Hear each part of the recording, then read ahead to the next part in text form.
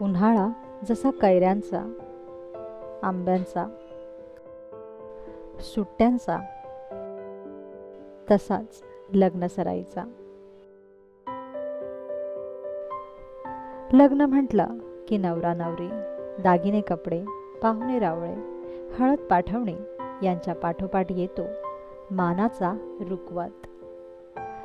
लाडक्या लेकीची पाठवणी करताना रुखवत सजवून द्यायची आपल्याकडे प्रथाच आहे. या रुखवतात बऱ्याचशा वस्तूंसोबत दिले जातात नाना तऱ्हेचे खाद्यपदार्थ. याच रुखवतातलं अगदी मानाचं पान म्हणजे गव्हाच्या कुरडया. बनवायला जेवढ्या जिकरीच्या तेवढ्या खायला मात्र चवीच्या. गव्हाच्या कुरडयांची सर कशालाच येत नाही आणि या सुरेख आकर्षक कुरडयांशिवाय नवरीच्या रुखवतालाही शोभा येत नाही. महाराष्ट्रीय खाद्य संस्कृतीतील एक प्राचीन पाकविधी म्हणजे गव्हाची कुरडई. चैत्र चाहूल या आपल्या सदरात आज आम्ही सादर करत आहोत गव्हाच्या कुरडयांची पारंपरिक विधी. गव्हाची कुरडई बनवण्यासाठी आपल्याला लागेल 1 किलो गहू, 2 चमचे पापडखार आणि चवीपुरतं मीठ. गव्हाच्या कुरडयांची ही रीत पारंपरिक असल्यामुळे या कुरडया बनवण्यासाठी वेळ लागणार हे समजूनच चला. सर्वप्रथम एका पसरट भांड्यात 5 दिवसांसाठी गहू भिजत घाला. 5 दिवस भिजवलेल्या या गव्हाचं पाणी रोजच्या रोज बदलत जा. 6व्या दिवशी भिजून फुगलेला गहू तुम्हाला दिसेल. आता याच दिवशी गव्हातलं पाणी निथळून घेऊन हे गहू मिक्सरमधून वाटून घ्या. भिजवलेल्या गव्हाची जाडसर भरड वाटा. पूर्वी हे गहू पाट्यावर वाटले जात असे. आता वाटलेल्या गव्हाची भरड एका स्वच्छ कपड्याने गाळून घ्या.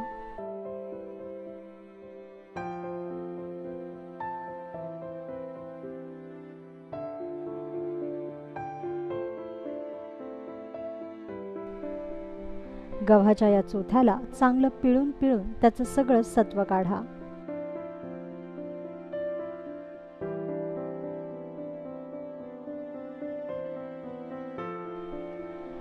यानंतर चोथा टाकून द्या आणि सत्वाला पुन्हा एकदा स्वच्छ फडक्यातून गाळून घ्या.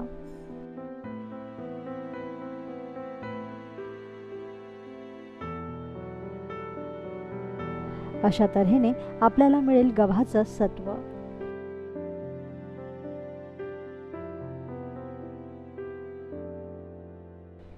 आता हे सत्व किमान 12 तासांसाठी असंच ठेवून द्या. 7व्या दिवशी आपण या सत्वाचा चीक बनवून घेऊया. त्यासाठी जितकं सत्व आहे तितकेच पाण्याचं आदण ठेवा. याच पाण्यात पापडखार व मीठ घाला. पाण्याला एक उकळी फुटली की मग यात एका हाताने गव्हाचं सत्व घाला आणि दुसऱ्या हाताने चीक हाटत चाला. कुरडयांचा हा चीक कधीही मंद आचेवरच हाटावा. आता हा चीक सतत हलवत राहा. चीक घोटण्यासाठी शक्यतो लाकडी कालथ्याचाच उपयोग करा. चिकात गुठळ्या होणार नाहीत याचीही काळजी घ्या.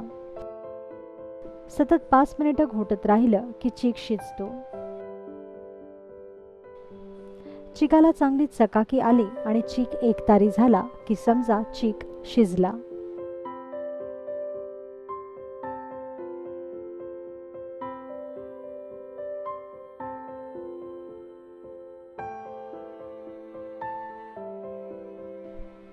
आता गरम असतानाच चीक सोऱ्यात किंवा साच्यात भरा आणि प्लास्टिकच्या पेपरवर कुरडया पाडून घ्या. यासाठी चकलीची फिरकीच वापरा. अशा प्रकारे सर्व कुरडया पाडून घ्या आणि किमान 2 ते 3 दिवस या कुरडयांना कडकडीत उन्हात वाळवा.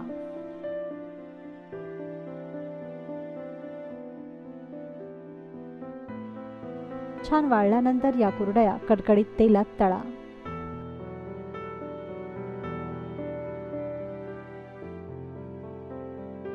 आता आमरसाची थाळी असो किंवा पुरणपोळीचा बेत असो, पानाची रंगत आणखीनच वाढवेल गव्हाची कुरडई. आणि फक्त पानाची नाही तर लग्नमंडपात सजणाऱ्या नवरीच्या रुखवताचीही शोभा वाढवतील या गव्हाच्या कुरडया.